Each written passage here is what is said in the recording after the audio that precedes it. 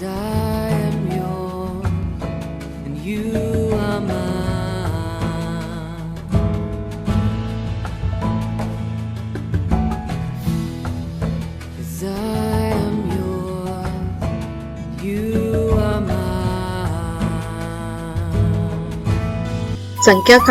33వ అధ్యాయము 1వ వచనం నుండి. మోషే అహరోన్ల వలన తమ తమ సేనల చొప్పున ఐగుప్తు దేశంలో నుండి బయలుదేరి వచ్చిన ఇజ్రాయేలీలు చేసిన ప్రమాణములు ఇవే. మోషే యెహోవా సెలవిచ్చిన ప్రకారము వారి ప్రయాణములను బట్టి వారి సంచార క్రమములను వ్రాసెను. వారి సంచార క్రమముల ప్రకారము వారి ప్రయాణములు ఇవి. మొదటి నెల 15వ దినమున వారు రామసేసులో నుండి ప్రయాణమై పస్కా పండుగకు మరునాడు వారి మధ్యను యెహోవా హతము చేసిన తొలిచూలులందరినీ ఐగుప్తీలు పాతిపెట్టుచుండగా ఇజ్రాయేలీలు ఐగుప్తీలందరి కనుల ఎదుట జయోత్సాహముతో బయలుదేరి వచ్చిరి. అప్పుడు ఐగుప్తీల దేవతలకు యెహోవా తీర్పు తీర్చెను. ఇజ్రాయేలీలు రామసేసులో నుండి బయలుదేరి సుక్కోతులో దిగిరి. సుక్కోతులో నుండి వారు బయలుదేరి అరణ్యపు కడనున్న ఏతాములో దిగిరి. ఏతాములో నుండి బయలుదేరి బయల్సెఫోను ఎదుటనున్న పీహా హీరోతుకు తట్టు తిరిగి మిగ్దోలు ఎదుట దిగిరి. పీహా హీరోతులో నుండి బయలుదేరి సముద్రము మధ్య నుండి అరణ్యంలోనికి చేరి ఏతాము అరణ్యమందు 3 దినముల ప్రయాణము చేసి మారాలో దిగిరి. మారాలో నుండి బయలుదేరి ఏలీముకు వచ్చిరి. ఏలీములో 12 నీటి బుగ్గలను 70 ఈత చెట్లను ఉండెను. అక్కడ దిగిరి. ఏలీములో నుండి వారు బయలుదేరి ఎర్ర సముద్రము నొద్ద దిగిరి. ఎర్ర సముద్రము నొద్ద నుండి బయలుదేరి సీను అరణ్యమందు దిగిరి. సీను అరణ్యంలో నుండి బయలుదేరి దోపకాలో దిగిరి. దోపకాలో నుండి బయలుదేరి ఆలూషులో దిగిరి. ఆలూషులో నుండి బయలుదేరి రెఫీదీములో దిగిరి. అక్కడ జనులు త్రాగుటకై నీళ్లు లేకపోయెను. రెఫీదీములో నుండి బయలుదేరి సీనాయి అరణ్యమందు దిగిరి. సీనాయి అరణ్యం నుండి బయలుదేరి కిబ్రోతు హత్తావాలో దిగిరి. కిబ్రోతు హతావాలో నుండి బయలుదేరి హాజేరోతులో దిగిరి. హాజేరోతులో నుండి బయలుదేరి రిత్మాలో దిగిరి. రిత్మాలో నుండి బయలుదేరి రిమ్నోను పారేస్లో దిగిరి. రిమ్నోను పారేస్లో నుండి బయలుదేరి లిబ్నాలో దిగిరి. లిబ్నాలో నుండి బయలుదేరి రీసాలో దిగిరి. రీసాలో నుండి బయలుదేరి కెహెలాతాలో దిగిరి. కెహెలాతాలో నుండి బయలుదేరి షాపెరు కొండ నొద్ద దిగిరి. షాపెరు కొండ నొద్ద నుండి బయలుదేరి హారాదాలో దిగిరి. హారాదాలో నుండి బయలుదేరి మకెలోతులో దిగిరి. మకెలోతులో నుండి బయలుదేరి తాహతులో దిగిరి. తాహతులో నుండి బయలుదేరి తారహ్లో దిగిరి.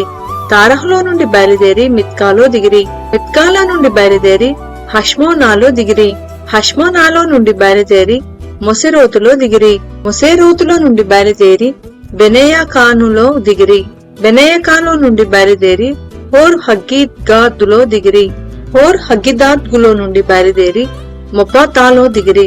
మొప్తాతాలో నుండి బయలుదేరి ఎబ్రోనాలో దిగిరి. ఎబ్రోనాలో నుండి బయలుదేరి ఎసోర్గేబెరులో దిగిరి.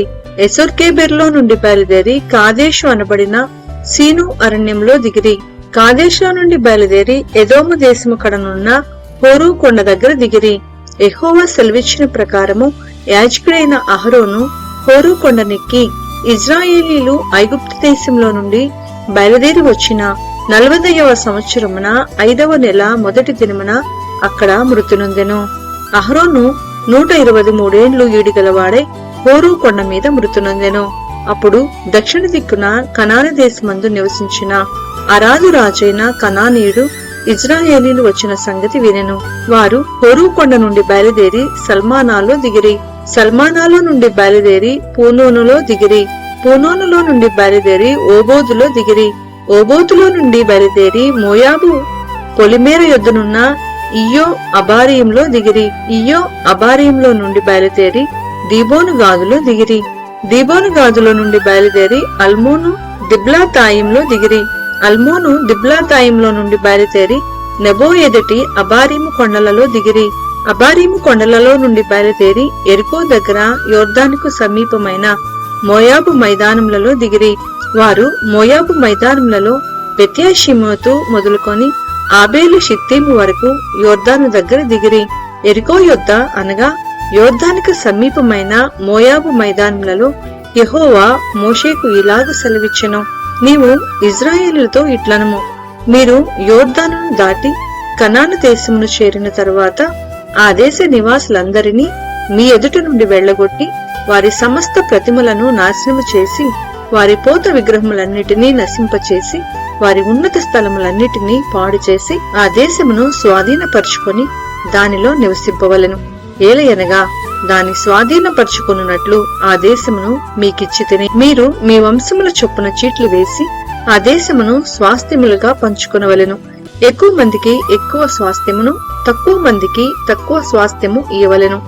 ఎవని చీటి ఏ స్థలమున పడునో వానికి ఆ స్థలమే కలుగును. మీ తండ్రుల గోత్రముల చొప్పున మీరు స్వాస్థ్యములు పొందవలెను.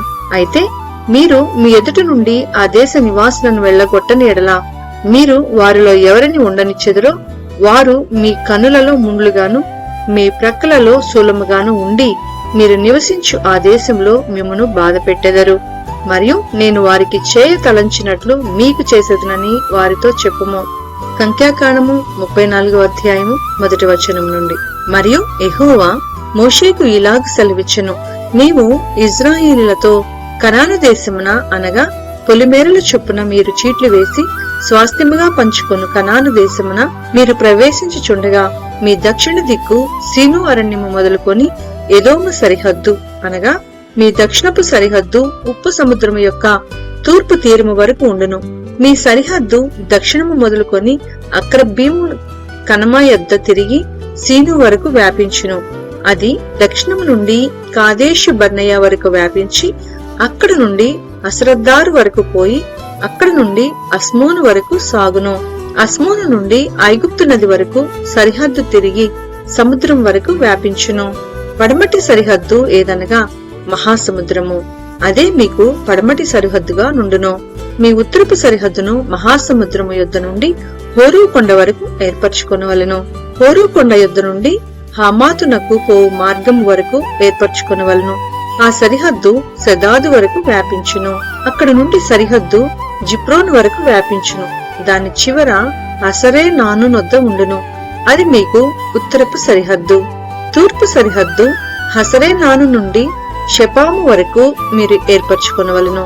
షెపాము నుండి సరిహద్దు అయీనుకు తూర్పున రిబ్లా వరకు నుండును. ఆ సరిహద్దు దిగి తూర్పున కిన్నెరెతు సముద్రము నొడ్డును తగిలియుండును.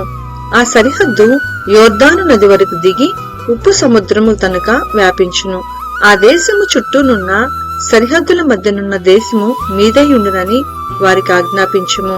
మోషే ఇశ్రాయేలీయులతో మీరు చీట్లు చేత పొందబోచున్న దేశం ఇది. యెహోవా 9 గోత్రములకును అర్ధగోత్రములకును దీన్నియ్యవలనని ఆజ్ఞాపించెను. ఏలయనగా తమ తమ పితరుల కుటుంబముల ప్రకారము రూబేయులును గాదీయులును తమ తమ స్వాస్థ్యములనొందిరి. మనష్షే అర్ధగోత్రపు వారు తమ స్వాస్థ్యమునొందిరి. ఆ 2 గోత్రపు వారును అర్ధగోత్రపు వారును సూర్యోదయ దిక్కున అనగా తూర్పు దిక్కున ఎరికో యొద్ద యోర్దాను ఇవతల తమ తమ స్వాస్థ్యములను పొందిరని చెప్పెను. మరియు యెహోవా మోషేకు ఇలాగు సెలవిచ్చెను, ఆ దేశముని మీకు స్వాస్థ్యముగా పంచిపెట్టవలసిన వారెవరనగా యాజకుడైన ఎలియాజరును నూను కుమారుడైన యెహోషువయు. మరియు ఆ దేశముని మీకు స్వాస్థ్యముగా పంచిపెట్టుటకు ప్రతి గోత్రములో ఒక్కొక్క ప్రధాన్ని ఏర్పరచుకొనవలెను.